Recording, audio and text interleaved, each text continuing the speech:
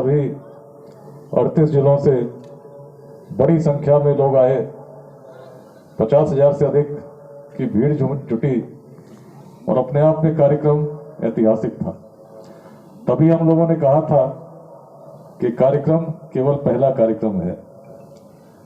बिहार के हर जिले में जिस प्रकार युवा संवाद के कार्यक्रम हुए, जब 35 जिलों में कार्यक्रम हो गए, 1000 से अधिक कार्यक्रम बिहार के सभी जिलों में हुए, भारत के महानगरों में हुए, विदेशों में हुए, तब लगने लगा कि हर गांव के हर जन तक पहुंचने के लिए बृहद जन संवाद के आयोजन हम करें जो मुक्ताकाश में हो, जहां आने वालों की संख्या में कोई कमी ना हो, जितने लोग आना चाहें आ सकते हैं। सभागारों में जब कार्यक्रम हम करते हैं संख्या सीमित होती, लेकिन मुक्ताकाश में संख्या की कोई सीमा नहीं, और इसीलिए इतनी बड़ी संख्या में आज आप लोग यहाँ उपस्थित हैं। इस भीषण ठंड के माहौल में आज सुबह से जब लोग उठे तो अनेक प्रकार के बातें लोग कर रहे थे, कैसे आएंगे, इतनी ठंड है, लोग निकल नहीं पा रहे। देखिए, बोलना शुरू कर रहा हूँ, सूर्यदेव भी प्रकट हो गए हैं, तो सूर्यदेव का भी मैं नमन करता हूँ। उनकी कृपा से इस कार्यक्रम में हम लोग बैठे हैं। इस कार्यक्रम से पहले जब द्वितीय कार्यक्रम हम लोगों ने तय किया तो उसके लिए भोजपुर को चुना। हमारे मुख्य कोऑर्डिनेटर राहुल जी इसी आरा की धरती शोभी डुमरा से आते हैं। जब आरा का चयन हो रहा था तब मन में अनेक प्रकार के संशय थे कि जिस प्रकार से बेगूसराय में इतने लोग आए, आरा में कितने लोग आएंगे। अनेक प्रकार के संशय इसलिए भी थे कि आरा में टीम कितनी सशक्त है, इतने कम समय में हम कितना कर पाएंगे। लेकिन जिस प्रकार से एक वन मैन आर्मी की तरह राहुल जी स्वयं हथौड़ी और कील लेकर भी पोस्टर लगाते थे, उसका दृश्य भी हम सभी ने देखे। बीच में कई लोगों ने कहा कि ऐसा कहिए, कितनी ठंड है, इस कार्यक्रम को आगे बढ़ाते हैं।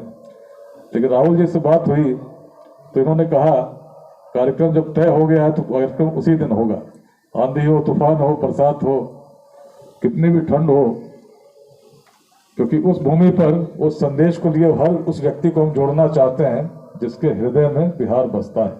और जिसके हृदय में बिहार बसता है, ऐसा व्यक्ति न कभी ठंड की, न कभी गर्मी की, न कभी बरसात की, न कभी किसी तूफान की फिक्र करेगा।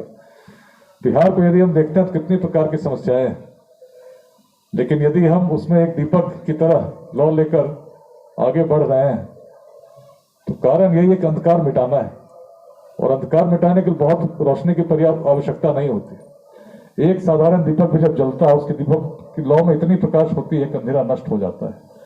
और उस प्रकार से जब एक राहुल जी को अकेले सड़क पर घूमते देखता सुबह से बच्चों के साथ, मन में यह भाव जागृत हो रहा था कि बिहार जाग रहा है। एक व्यक्ति की आशा, एक व्यक्ति की आकांक्षा, एक व्यक्ति के मन में सकारात्मक सोच निश्चित बहुत बड़े परिवर्तन कर देती है। जब प्रारंभ होता है तो लोगों को नहीं लगता कैसे हो सकता है, इस व्यक्ति में क्षमता कितनी है, यह व्यक्ति कितने लोगों को जोड़ सकता है। शुरू में लोग उपहास बनाते हैं कि देखिए क्या हो गया है।